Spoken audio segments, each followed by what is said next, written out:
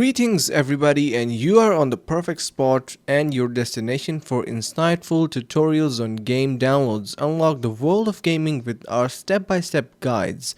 Hit subscribe and join our community. So right now, as you can see, I'm on the browser of my choice, which is Microsoft Edge, and we are going to be learning that how we can download Football Manager 2024. So for that particular reason, simply head over to your search bar and in here search for Steam. So basically, if you do not know about Steam, it is a platform that has a lot of games uploaded by original developers, and you do not need to worry about any type of viruses or threats. So here on the top right side of our screen, you can see you have this search bar going on, where we need to simply enter the name of the game that we are looking for, and the game is going to be popping up like a blaze. So here at the very top, we can see we have our game, Football Manager 2024.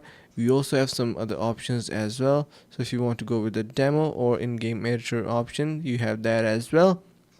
But you can see in the very top, we have our main course. So here we have it, and you can also scroll through the videos and screenshots if you want to do that. And as well, you have this option to download it itself.